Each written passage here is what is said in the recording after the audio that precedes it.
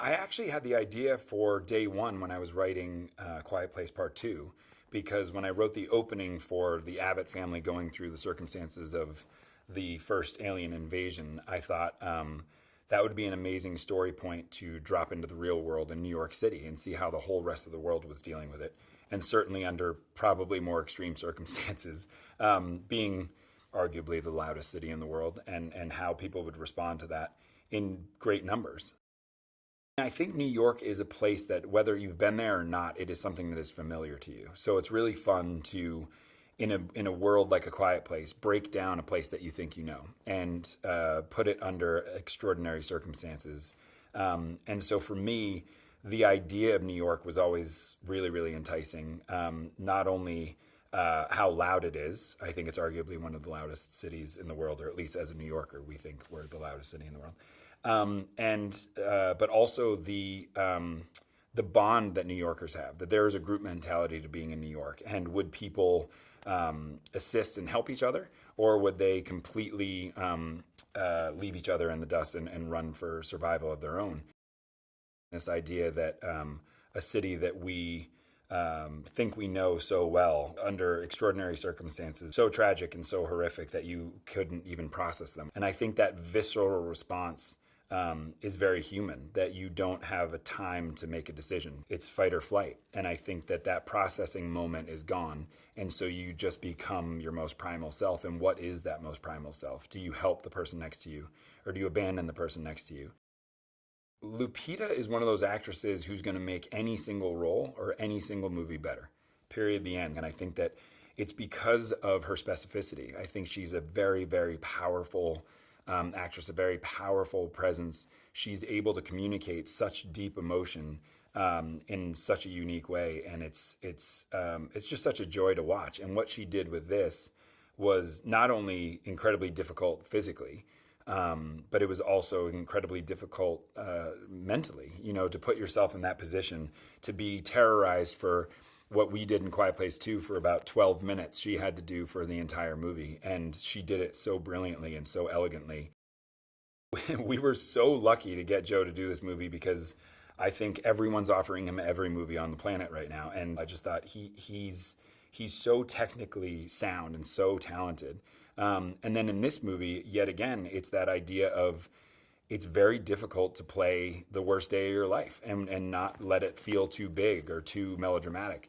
And the way to do that is to be extremely talented and be able to walk a razor's edge, which is, I believe, what he played so well, which is that fight or flight thing, which is there are moments where you can see the overwhelming nature of the day hit him, and then the specifics of the tiniest thing, which is this friendship with Pepita that is burgeoning right here in front of our eyes. He gets to play the specifics of how much that means to him. So all those colors and variations he played so well. And so that to me is the two of them are the heartbeat of the movie.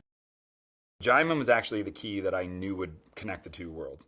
I knew that his story at the fire is where I came up with the idea for the prequel, that story that he told was so incredibly intense and so dark, and you found yourself just wanting to know what was that experience like, and it all happened behind his eyes. He was just telling a story to Killian, and I just thought, what if we actually experienced his story firsthand? But you didn't know it was his story. You start going through it with the whole city, and then you will meet Jaimin in day one, and that'll be the link to the two stories. I've been a fan of Alex's for a long time. He makes the movie so much better because he immediately grounds you in this human way, and you just believe immediately the circumstances of the day unraveling kind of happen through Ruben's eyes. I love Alex as an actor, and I just loved watching him in this.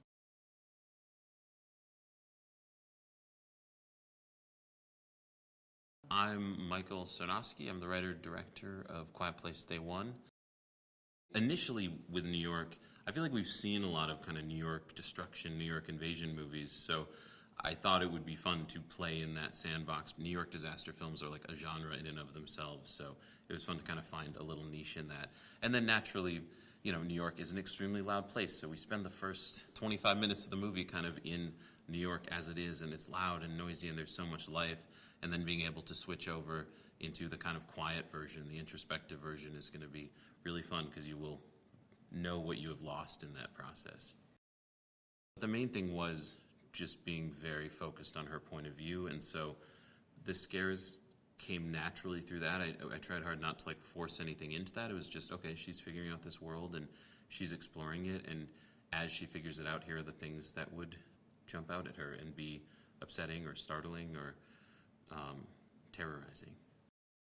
That first Quiet Place movie was extremely memorable for everyone because it's easy to kind of say, oh, okay, like monsters that don't make a sound, or that don't, like, you can't make a sound around, like, that's a cool idea, but it was watching how it was executed in a way where that was interwoven with, like, the form of the film so much. I mean, the sound design in that and how that plays with the main characters, and like it took sort of that concept and went beyond it and made it into such like a quality thing. It kind of elevated it and made it very character driven, and I think honestly that was the main thing, was these are movies about characters. It's a movie about a family in the first and second one, and in this one I just wanted it to be very character focused, and everything was kind of lensed through that. In a lot of ways in the other movies, the real heart of it is making sure that the character stories are playing.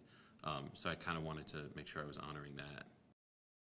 She brought so much emotion to the character scenes, like the scenes of the dialogue scenes and the scenes where she had to portray so many things that were going on, from terror to sadness, and but then also, like, she was incredible at like physical performance stuff too. I mean, doing stunt work under the cars and things like that. She can both play very subtle emotional stuff and then just like go do a crazy action scene, which is impressive. I mean, I can't do any of those things.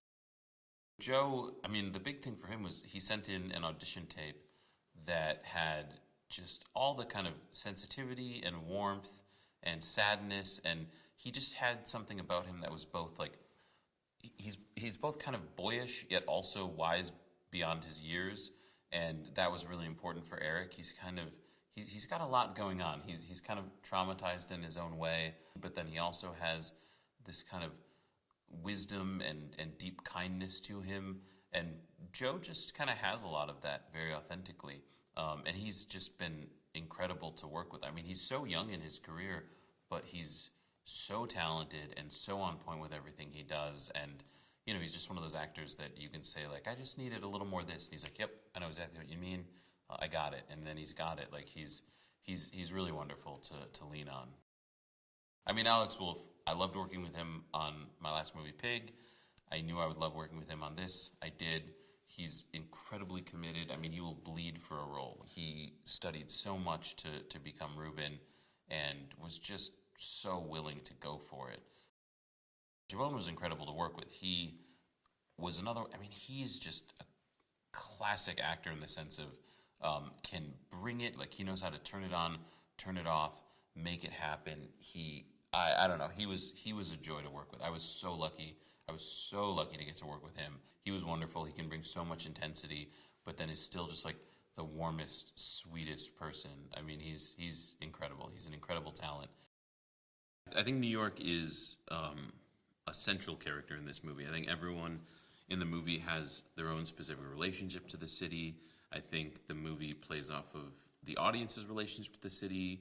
I mean, even initially in thinking about this movie, it was about, okay, there are so many movies about New York, especially New York invasion and destruction movies. That's become kind of an iconic cultural thing. There is very much this sense of everyone has their own vision of what New York is. It's kind of relying on the fact that the audience has their own idea of what New York is, and then presenting this sort of specific version that is lensed through Sam's character.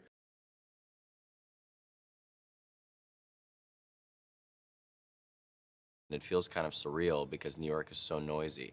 So if it's ever not noisy, if it's ever quiet, it feels very odd and kind of ominous. And I think that that's a great backdrop for what this story is about.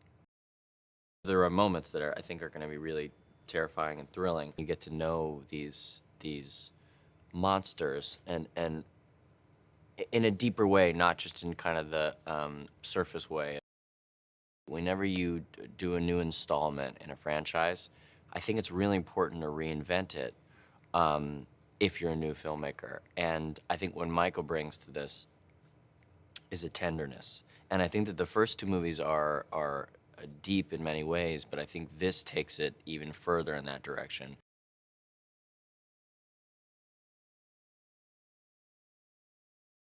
Well, I am Jimon Hunsu, and I play Henry, the man of the island.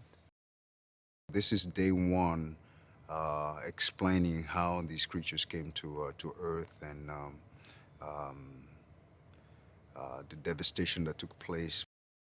Well, it's a completely different perspective, a different environment, a different setting, and this one is so much more devastating to witness. Of course, we all know what New York is like on a daily basis, 24/7, and here to witness how a city so vibrant and so full of people gets shut down and gets completely overwhelmed by this type of creatures. Day one, I mean, we've never been faced with such a dramatic and you know horrifying moment in our on planet Earth. I mean, it would seem like the world is coming to an end. Well, the only thing that's really going through Henry's head is how do you cope with such moments, and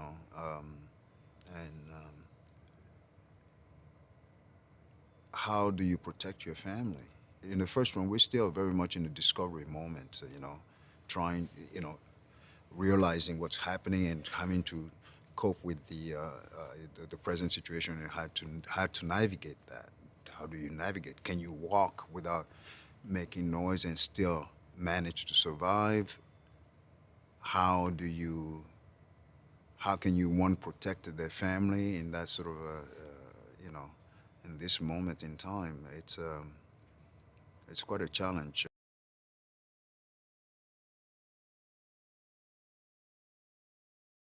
Feels wonderful to be a part of this franchise. I think it's a franchise that people have a lot of reverence for and a very loyal fan base, and the fact that I get to contribute to it in any way is beyond anything I could have imagined. In day one, we follow our lead character, Samira, played by Lupita Nyong'o, navigate a pretty risky day in New York as day one of the alien invasion approaches. She then meets Eric, a mysterious man in a tight spot in New York, played by myself, and we watch them become friends and negotiate this new, quiet apocalypse. What separates day one from the previous two installments is that it's set in an urban environment. The previous two were set in a more rural situation.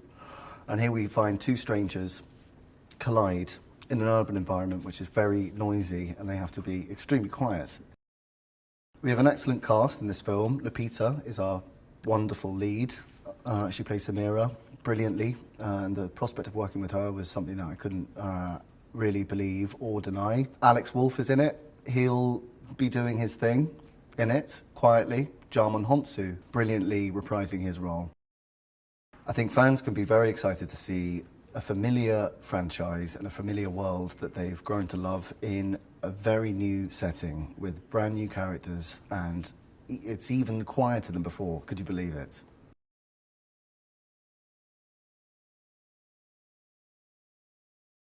In one of my first conversations with John Krasinski, he mentioned to me that one of his missions with this franchise was to expand the potential for what thriller can do and how it can lend itself to other textures and tones.